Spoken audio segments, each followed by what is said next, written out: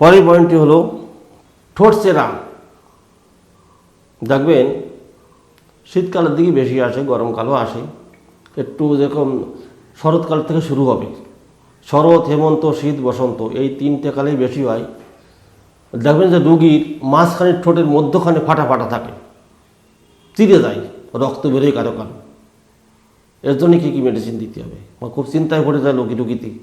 দড়ি অ্যালোপ্যাথিক আছে, বহু রকম ক্রিম ব্যবহার করে, বহু রকম অয়েন্টমেন্ট দেয়, কাজ কিছু হয় না। কিন্তু ঠোঁটের মধ্যখানে অর্থাৎ নিচের ঠোঁটের মাঝখানে ফেটে যায়। কী কী মেডিসিন এর জন্য? মাত্র 3টি মেডিসিন, হিপার সালফার, অ্যামোনকার এবং নেট্টামিউর। এই 3টি মেডিসিন যথেষ্ট। কিন্তু যদি রুগী এসে বলে আমার ঠোঁটের 2 কোণায় ফাটে যাচ্ছে, তাহলে কী দেবেন? 2 কোণা ফেটে যাচ্ছে, 2 সাইড ফেটে যাচ্ছে, এটা শীতকালে বেশি আসে। একটা মাত্র মেডিসিন, হেকলা লাভা। এটা কিন্তু সবসময় ফাটে, শীত, গ্রীষ্ম, বর্ষা সবসময় ফাটতে পারে। এটা ধাতুগত লক্ষণের জন্য ফাটে, এটা শেখাচ্ছে সেক্ষেত্রে হেকলা লাভা। যখন দেখবেন শীতকাল বাদে অন্য কালে তার ঠোঁট ফাটতেছে, গালচি, যাকে বলে গালচি খাওয়া, ফেটে যায় সেখানে, একে বলে এটা একটা মাত্র মেডিসিন, হেকলা লাভা। আর মাঝখানে যদি ফাটে ঠোঁটের, 3টি মেডিসিন, একটা আছে হিপার সালফার, একটা আছে অ্যামোনকার, একটা আছে নেট্টামিউর। হিপার সালফার কোন ক্ষেত্রে প্রয়োগ করব, অ্যামোনকার কোন ক্ষেত্রে প্রয়োগ করব এবং নেট্টামিউর কোন ক্ষেত্রে প্রয়োগ করব আমাদের জানতে হবে, তাহলে কিন্তু কাজ হবে না। আমি যদি নেট্টামিউর রোগী যদি হিপার সালফার দিয়ে দিই, কাজ হবে না কিন্তু। আর হিপার সালফার রোগীটি যদি নেট্টামিউর দিই, কাজ হবে না। এটা কিন্তু আমাদের খেলতে হবে, জানিয়ে নিতে হবে। কিন্তু যখনই দেখবেন যে তার 2 ধারে গালজি ফাটে গেছে, সেক্ষেত্রে একটা মাত্র মেডিসিন, হেকলা লাভা, কাজ হয়ে যাবে। যে কোনো রকম মেডিসিনের মানে পেশেন্ট আসবে না কোনো, কাজ হয়ে যাবে। এটা মনে রাখবেন। যার জন্য আমাদের প্রত্যেকটা মেডিসিনের ধাতুগত, চরিত্রগত লক্ষণ মিলিয়ে আমাদের মেডিসিন প্রয়োগ করতে হবে। কোনো রকম ভুল নেই, কাজ হবে। কিন্তু এতে হাইপার মেডিসিন দেবেন না। 30 পাওয়ার দিনে 2 বার দেবেন, সকালে বিকালে 2 বার দেবেন, 3 বারও দিতে পারেন। রোগীর ধাতুগত লক্ষণের উপর নির্ভর করে 3 বারও দেওয়া যায়, যেহেতু লোয়ার পাওয়ার মেডিসিন এগুলো। এমন কার্ড দেবেন কোন কোন রোগীর ক্ষেত্রে? নাদুর সুদূর চেহারা, কুড়িয়ে দেখবেন, নাদুর সুদূর চেহারা একটু কুড়ি টাইপের রোগী যারা আসবে, বিশেষ করে মেয়েদের, এদের ক্ষেত্রে এমন কার্ড বাড়বে। ঠান্ডা ধাতুগ্রস্ত, শীতকালের সময় দেখবেন তাদের, শীতকাল গ্রীষ্মকাল সবসময় তাদের 12 মাস কাল নাক বন্ধ থাকে, দেখবেন এই ধরনের ক্ষেত্র যখন আসবে, কুড়ি টাইপের রোগী, তাদের ক্ষেত্রে এমন কার্ড। আর নেট্টামিউর লবণ প্রিয়, অত্যন্ত লবণ খেতে ভালোবাসে, রোদ্দুর একদম সহ্য করতে পারে না। রোদ্দুর সহ্য করতে পারে না, আরও মেডিসিন আছে কিন্তু সেক্ষেত্রে আলাদা। কিন্তু এখানে ঠোঁট ফাটা বলতেছি, এই ক্ষেত্রটা আলাদা। এই জন্যই বলি যে প্রত্যেকটা মেডিসিন যখন প্রয়োগ করব, ধাতুগত লক্ষণ নির্ণয় করে প্রয়োগ করতে হবে, তাহলে কাজ হবে। সেক্ষেত্রে আছে নেট্টামিউরের সিমটম কি? রোগী অত্যন্ত লবণ খায়, রোদ সহ্য করতে পারে না, একটা মাত্র মেডিসিন নেট্টামিউর।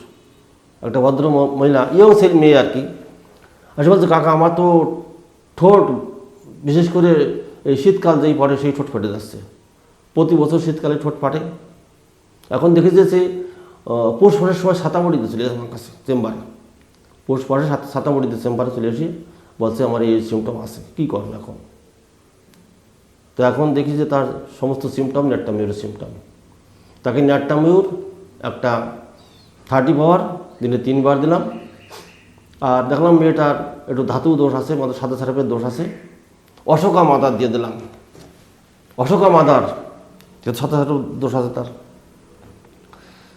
নেট্টামিউর এবং অশোকা মাদার 10 ফোঁটা করে 3 বার, আর নেট্টামিউর 30 পাওয়ার দিনে 2 বার, সকালে বিকেলে। 1 সপ্তাহ এসে বলতে কারেন্টের মতো কাজ করেছি। তাহলে কেন? বলুন সাদা সারাপটা বন্ধ হয়ে গেছে, আমি তো ঠোঁট ফাটার ওষুধ দিয়েছি।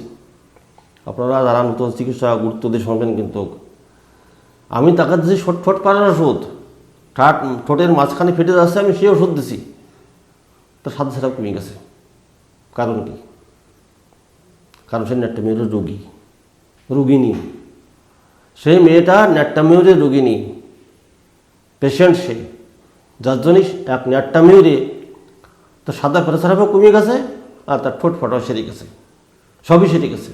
সঙ্গে অশোকা মাথা ছিল, এবং তার মাসিকের যে গণ্ডগোল ছিল সেটাও ভালো হয়ে গেছে।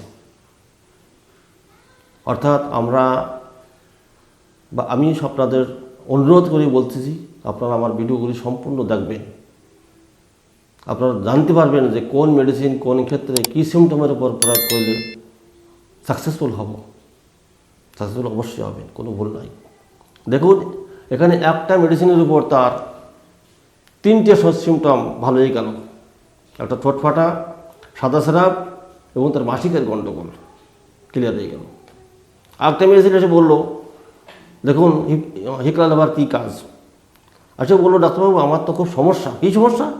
বলে দেখুন আমার ঠোঁট ফেটে গেছে, 2 ধারে গালচি খেয়ে গেছে এবং ঠোঁট গালচি খেয়ে গেছে, ফাটি গেছে। আমি জিজ্ঞেস করলাম তোমার আর কী সমস্যা আছে? বলে দেখুন আমার দাঁত নষ্ট হয়ে গেছে, সব দাঁতের গোড়াগুলো ব্যথা হয়ে গেছে, দাঁত নড়িয়ে দাঁত ভাব হয়ে গেছে, ময়লা পড়ে গেছে, গালে দুর্গন্ধ বেরোচ্ছে এবং 12 মাস কাল আমার গালচি খেয়ে যায়, ঠোঁট ফেটে যায় গালচি। আর কি সমস্যা আছে? বলে দেখুন আমার হাড়ে টিউমার হয়ে গেছে, হাড়ের যে জয়েন্টে গোটা গোটা হয়ে গেছে, আঙুল টাঙুলিগুলো গোটা গোটা হয়ে গেছে। এই সমস্যাগুলো আমি সহ্য করতে পারছি না। এবং দাঁতের সমস্যা কতদিন হচ্ছে? বলো তা 4-5 বছর হয়ে গেছে, আর এই গালচি খাওয়াটা 3-4 বছর হচ্ছে। দেখুন একটা মেডিসিনে কত রকম কাজ হয়। তাই কী দেওয়া হলো? যে তোর দাঁতের সমস্যা ঠিক আছে, পাইরিয়া বাবা ঠিক আছে, এখানে একটা মেডিসিন আসবে হেকলা লাভায় তার দাঁত ঠিক হয়ে যাবে। 30 পাওয়ার দিনে 3 বার, 30 পাওয়ার দিনে 3 বার হেকলা লাভা। আর তাকে দিলাম ক্যালকেরিয়া ফ্লোর 12 এক্স, 4টি করে দিনে 2 বার, সকালে বিকালে। 15 দিন পরে এসে বলছে আমার দাঁতের তো অনেকটা ভালো হয়ে গেছি, আর ঠোঁট ফাটা বন্ধ হয়ে গেছে, অটোমেটিক বন্ধ হয়ে গেছে। বললাম 6 মাস খেতে হবে ওষুধ। তাকে 6 মাসের বেশি খাওয়াইছিলাম, তাকে অন্তত 8-9 মাস খাওয়াইছিলাম। পুরোপুরি সব ক্লিয়ার হয়ে গেল মেয়েটা, কোনো সমস্যাই তার হয়নি। অর্থাৎ এক একটা মেডিসিনে কত রকম কাজ হয়। আর কি সমস্যা থাকে? তার টিউমারগুলো আপনি দেখবেন হেকলা লাভায় একটা হাড়ের যে টিউমারগুলো হয়, এই চোয়াল টলের হাড়ের যে টিউমারগুলো হয়, একটা মাত্র মেডিসিন হেকলা লাভা, সেগুলো ভালো হয়ে গেল।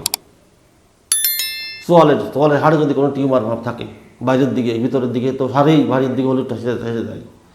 অর্থাৎ তার একটা হেকলা লাভা মেডিসিনে তার 3-4 রকম রোগ ভালো হয়ে গেল। প্রথমে 30 পাওয়ার, 2 ফোঁটা করে দিনে 3 বার, পরে 1 সপ্তাহ ধরে 3 বার, একদিন না, শুধু 1 সপ্তাহ ধরে 3 বার, পরের সপ্তাহে 2 বার করে, পরের সপ্তাহ ধরে, তারপরের সপ্তাহে 1 বার করে, এরকম করে দিতে লাগলাম। আর ক্যালকেরিয়া ফ্লোর 4টি করে দিনে 2 বার, সকালে বিকেলে, কন্টিনিউ চলো। 1 মাস পরে এসে বলছে ডাক্তারবাবু আমি তো ভালো হয়ে গেছি। বললাম না, ভালো হয়নি, 6 মাস বলেছি তোমাকে, 6 মাস খেতে হবে। 5 মাসের মাথায় বলছে আমি আর সেরে গেছে, আমি আর আসবো না। তখন না, আমি না, একটা বার আসো। হেকলা লাভা 200 পাওয়ার, তোকে 10টা ডোজ দিয়ে দিলাম। বললাম প্রতিদিন সকালে 1 ফোঁটা করে খাওয়া। আর ক্যালকেরিয়া ফ্লোরটা 30 এক্স দিলাম, 4টি করে 1 বার সকালবেলায়। 2 মাসের ওষুধ দিয়ে ছেড়ে দিলাম, বললাম আর আসতে পারে, ক্লিয়ার। অর্থাৎ আমরা যদি ডাক্তাররা ধৈর্য সহকারে মেডিসিন প্রয়োগ না করি, সঠিক ডায়াগনোসিস করি, কোনো কাজ হবে না। শুধু বলতে হবে হোমিওপ্যাথিতে কাজ হয় না। অর্থাৎ রোগীকে বুঝতে হবে যে কোন কোন সিমটমের উপর তোমার বুঝে তোমার এই সিমটমের উপর তোমার এই সমস্যা আসতে পারে, সেগুলো তোমাকে ধৈর্য সহকারে খেতে হবে, এতদিন টাইম লাগবে। অবশ্যই তারা শুনবে কথা, কারণ অ্যালোপ্যাথি খেতে খেতে মানুষ আজকাল বিরক্ত হয়ে গেছে। অ্যালোপ্যাথি খেতে খেতে মানুষ বিরক্ত হয়ে গেছে, তারা আর অ্যালোপ্যাথি পরে বহুত শ্রদ্ধা নাই। অনেক লোকে হোমিওপ্যাথি পছন্দ করে, ডাক্তার নাই, এই তো সমস্যা। সুতরাং যারা নতুন চিকিৎসক বা যারা হোমিওপ্যাথিকে পছন্দ করেন, তাদের উদ্দেশ্যে আমার বক্তব্য, আমার ভিডিওগুলি আপনারা সম্পূর্ণ দেখবেন, ওষুধ প্রয়োগ করবেন, 100% কাজ পাবেন, কোনো ভুল নাই।